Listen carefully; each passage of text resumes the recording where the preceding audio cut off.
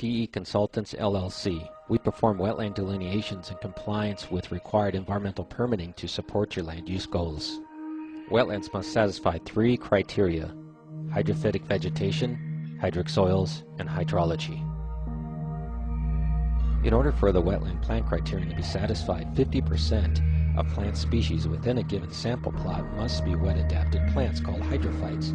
However, the U.S. Fish and Wildlife Service defines hydrophytes not by their tolerance to water-saturated ground, rather the plant's tolerance to oxygen-deficient soils.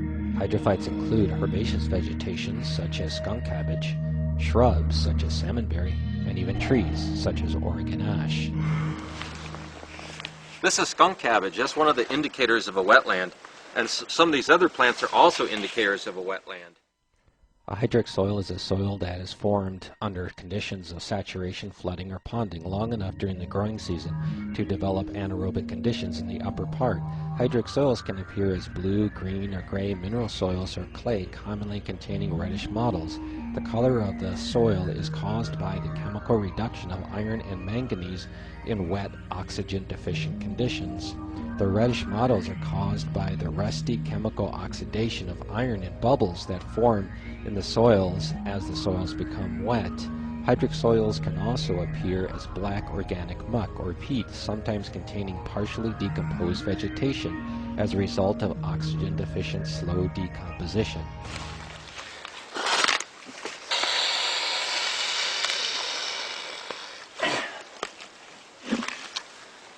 Oh, look at these soils. The soils are just full of organic material.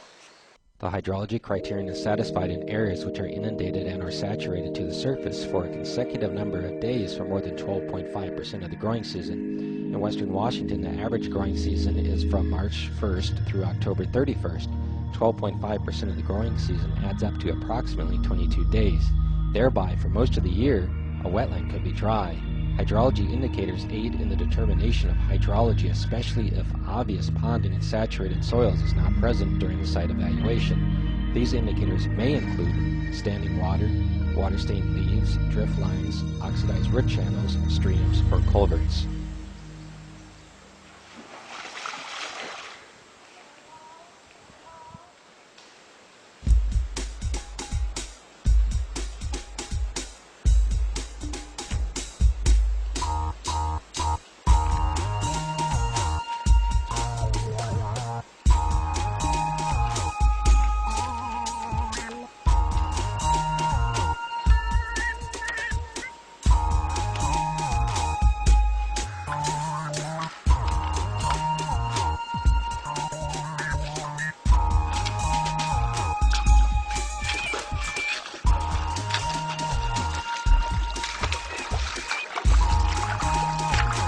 Wetland delineation is a lot of work.